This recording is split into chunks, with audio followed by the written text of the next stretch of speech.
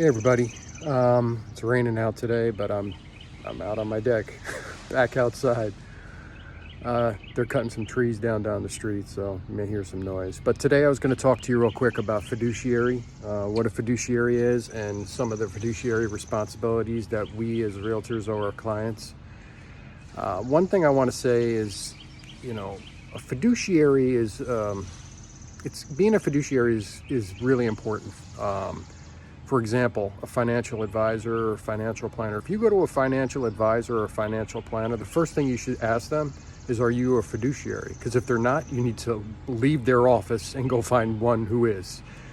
Because if they're not a fiduciary, they're more than likely working in their own best interest, not yours. They're going to try and sell you a bunch of stuff that you don't need to earn commission. So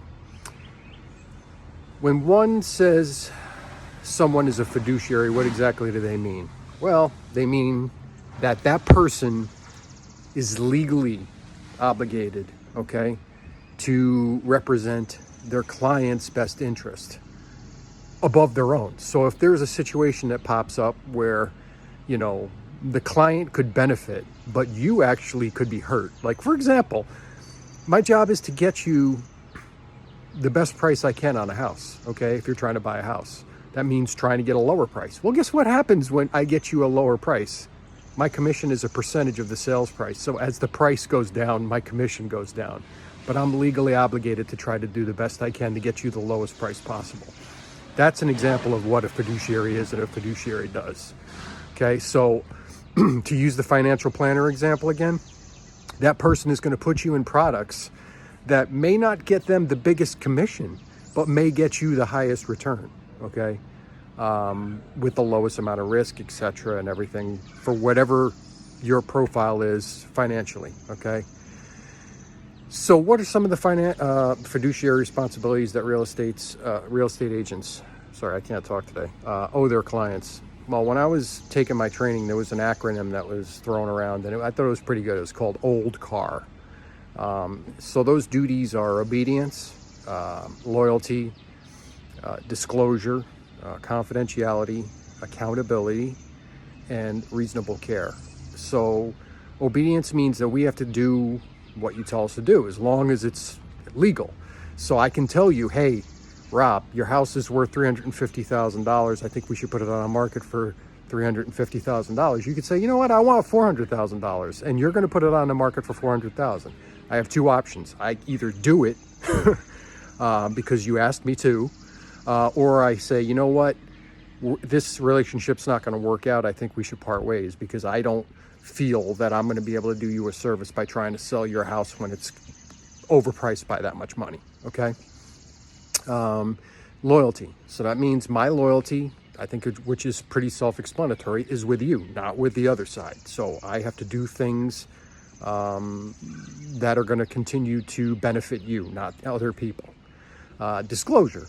If I know something that's material to the transaction or about the property that you want to purchase or sell, I have a duty to disclose that to you.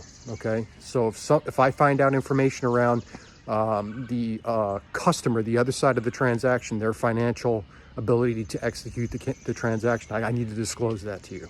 Okay. Confidentiality, that's the one fiduciary responsibility that carries over and survives closing, which means that for time in memoriam, anything that you told me that is considered confidential about the transaction we just went through, I have to keep confidential, even after the transaction is done. Okay. Next is accountability. That just means that I'm accountable for everything. If you give me earnest money, I need to make sure it gets into my broker's hands. If you ask me to get paperwork filed, I get it filed.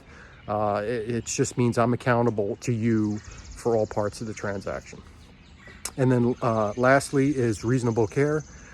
Reasonable care means I'm going to do the best that I can to do the best job that I can. I'm not a mold expert, but I should know more than John and Susie Buyer.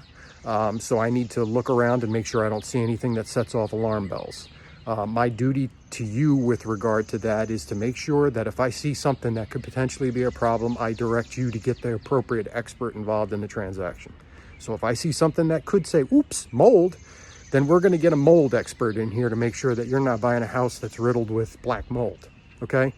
Same thing, I'm not a structural engineer, but if I see cracks in the ceiling or, something that sets off alarm bells that says, hey, maybe we should have a structural engineer come in and look at this house before we make an as-is offer on it, okay? I don't know. There's many examples of that type of stuff that I can give you, but ultimately I have to do the best job that I can to make sure that you're, not doing something that you're going to regret later. So that is, in a nutshell, what fiduciary means and what fiduciary responsibilities we as agents owe our clients. Thanks and have a great day.